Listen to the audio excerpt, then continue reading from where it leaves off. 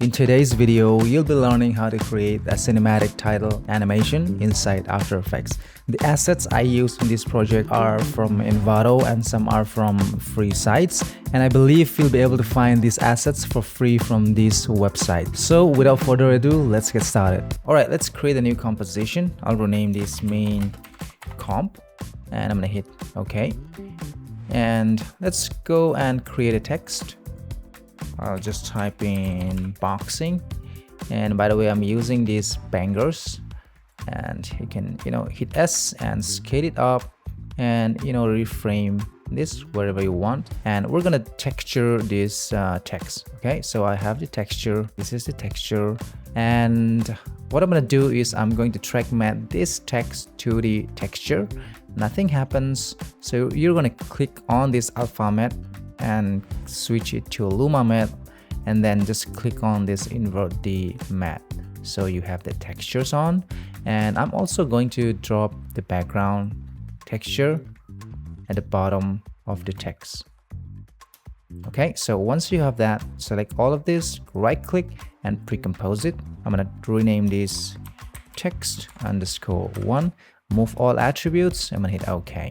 Okay, so right now you have the text 1 inside this project panel, so I'm going to duplicate this, Control D to duplicate it, so you have the text 2. You can just double click to go inside this, and what I'm going to do here, I'm just going to change the text from white to red.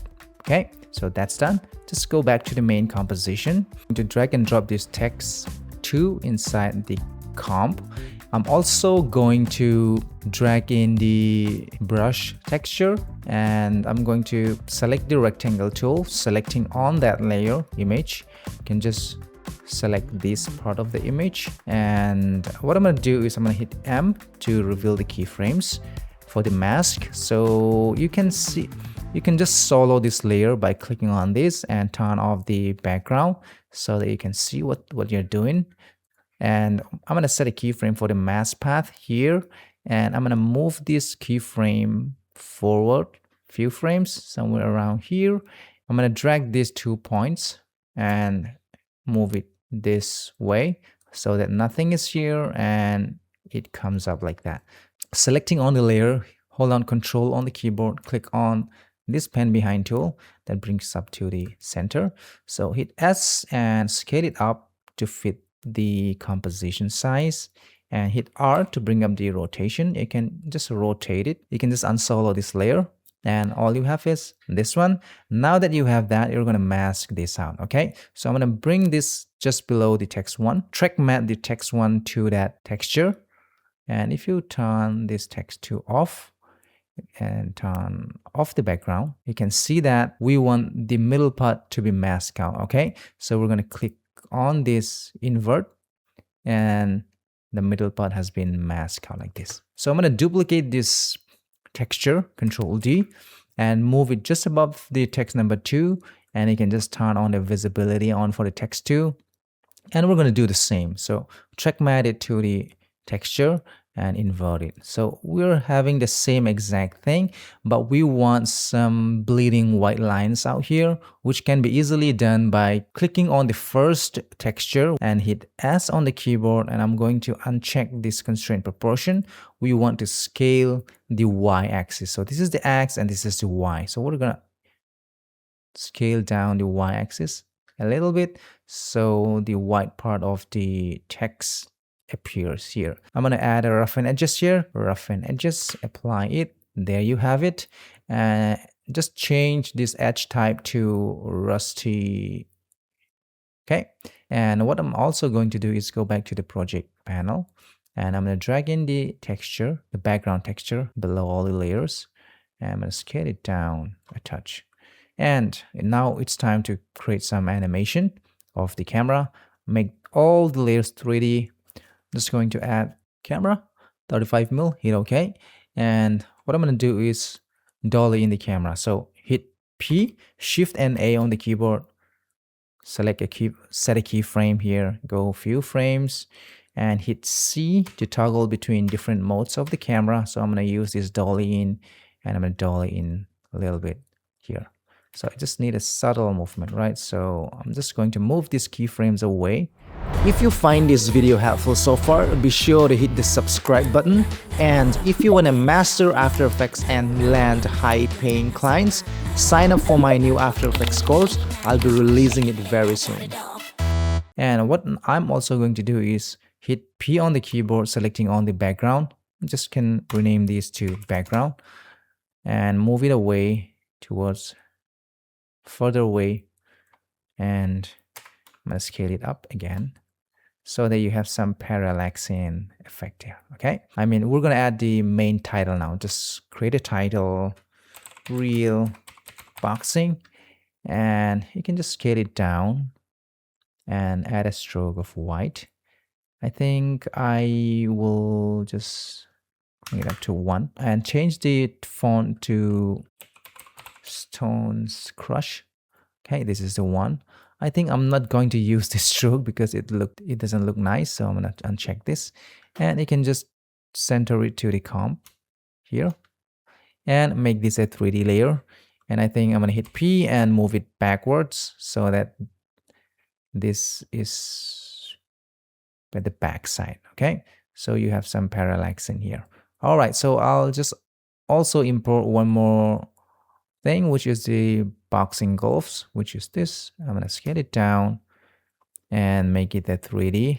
I'm gonna move the position backwards so that this is at the back of the text, somewhere here. All right. So maybe I'm gonna move something like this, and you can make it smaller, or you can just reposition it here. And I'm gonna hit P, Shift and R for the rotation, the Z rotation, and hit U just to reveal the keyframes and move forward a few frames. And I think it's gonna move down here. And I think the rotation to something like this, and go to the first frame, and I want this to move even up and rotate it the backwards, anti-clockwise, I mean. So it's gonna fall down nicely like that. Even you can even stretch the animation and make it slower. I'm also going to add up fire particles here, drag and drop it here, and make it a 3D, and change the blending modes to add. And you can see some fire particles moving around. Hit P, make sure you move this at the back side of this foreground so that it looks nice like that. Okay, so all right, I'm also going to add one more texture, drag and drop it here, and I'm going to change this to screen, make this a 3D layer, and hit P, and I'm going to move this towards the camera, something like this, and even, you know, scale it down, way down. Or you can just, you know, move this here, and you have some parallaxing going on there for some depth. Okay, all right, so right now the design is a little bit too flat, so I'm going to fake some lighting here. All right, so let's create a new solid for the light. So I'm going to rename this light, and I'm going to make this way big, okay, and you can, scale it up like this. And what I'm also going to do is I'm going to double click on this rectangle tool that creates a mask. Click on this, double click on this, and hold down Control and Shift and shrink it down, something like this, and make this subtract because we're gonna add some lighting. Okay, so make this a 3D layer and hit P and move it towards the camera somewhere around here. And what I'm going to do is hit R on the keyboard, and I'm going to rotate this way. Okay, and hit F on the keyboard, and I'm going to feather this. And you can adjust the feather a little bit like this. And what I'm also going to do is I'm going to select these points, and I think the source lights needs to be small, and it has to come up something like this. So you have a little bit of the shadow fall off. Hit F, and you can just play with the feather here. So it's already looking very nice now. You can see the animation. Okay, so I'm gonna also add some more particles here, and I'm gonna just set this to screen, make this a 3D, and you can just reposition the particles in 3D space, something like that. And I'm also going to duplicate these fire particles and hit P, and I think this time I'm gonna move it towards the camera and right click, transform, and flip horizontal because we need some variation. So we're gonna add some variation. You can also add a blur, Gaussian blur, or you can add a camera lens blur. So you have a little bit of, out of focus that creates a depth to the entire composition. So one more thing I would do is I'm going to add some curves to the background, curves adjustment, so that you have a little bit of contrast. Here, I'm going to copy these curves and go to text 2 and select the background, Control V to paste it, and also the text 1 and paste the curves adjustment to the background. All right, don't forget to turn on the motion blur for all the layers and for the composition, and you have this. I hope you learned something from this tutorial. This is Motion Designer, and I will see you in my next video. Take care.